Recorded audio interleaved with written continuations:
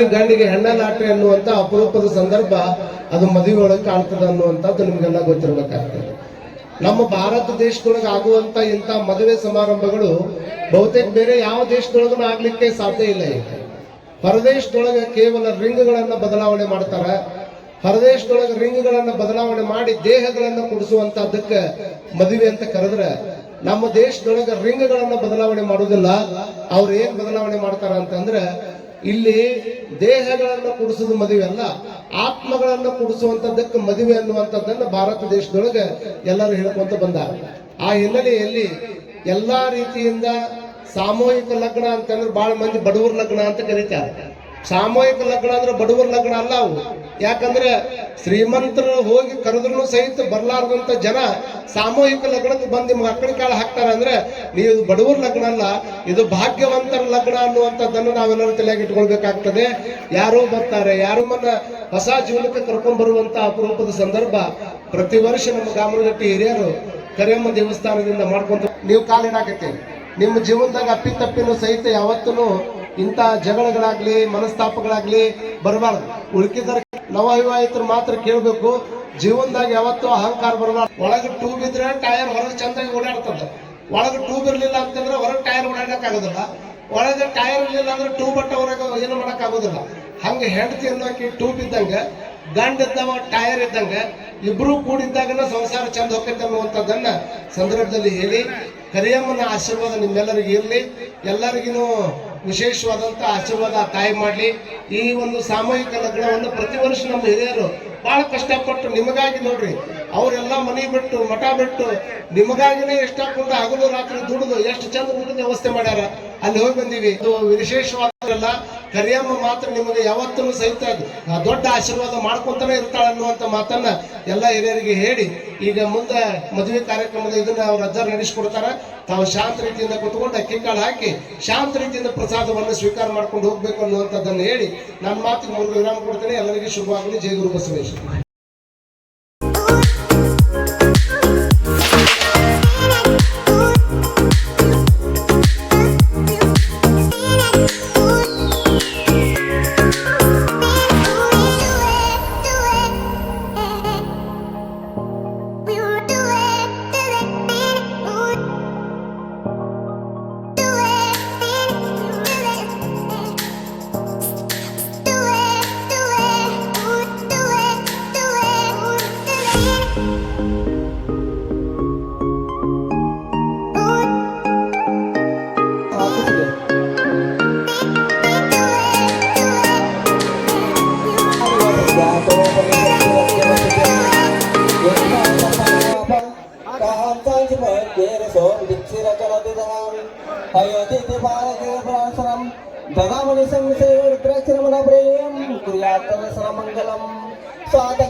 सर्व मंत्र कल्याण लभ्यमाण पंचाक्षर पावनम यच्चेवर दुष्ट मातंसारं वारणिने श्री पंचाक्षर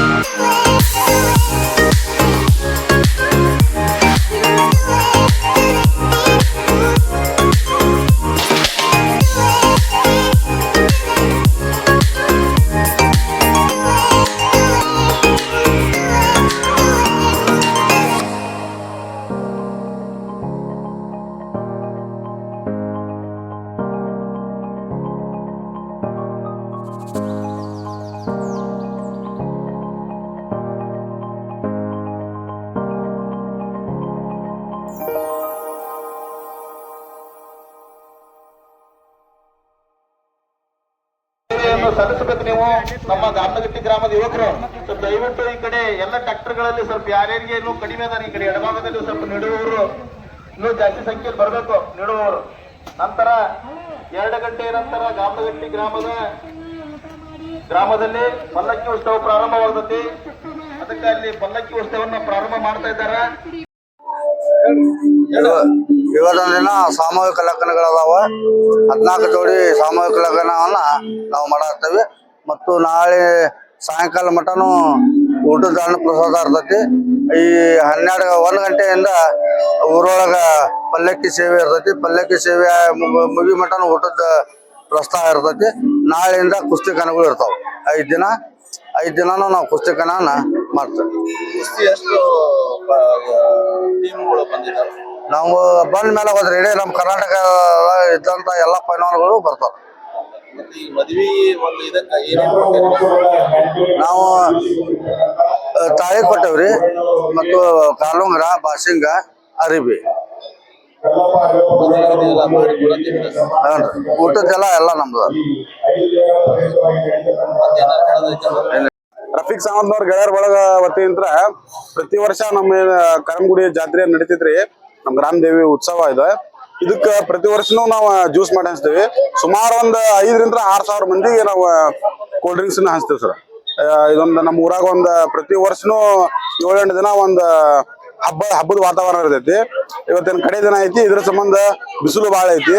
ಈ ಬಿಸಿಲು ಇರೋ ಸಂಬಂಧ ನಮ್ಮ ರಫೀಕ್ ಸಾವಂತ್ನವ್ರ ಒಂದು ಕೋಲ್ಡ್ ಡ್ರಿಂಕ್ಸ್ ವ್ಯವಸ್ಥೆ ಮಾಡ್ರಿ ಸರ್ ಬರುವಂತ ಕರಂದೇವಿ ಭಕ್ತಾದಿಗಳಿಗೆ. ಎಲ್ಲಿವರೆಗೂ ಮುಂಜಾನೆಯಿಂದ 5,000 6 ಸಾವಿರ ಮಂದಿ ಟಾರ್ಗೆಟ್ ಐತೆ ಸರ್. ಎಲ್ಲ ನಮ್ ಜ್ಯೂಸ್ ಖಾಲಿ ಹೋಗೋ ಮಟನು ಕೊಡ್ತೇವೆ ಸರ್. ಸಾಯಂಕಾಲ ಒಂದು 4-5 ಗಂಟೆ ಮಟನು ಕೊಡ್ತೇವೆ. ನನ್ನ ಹೆಸರು ಅಬ್ದುಲ್ ಸಾವಂತ್ ನಾವು.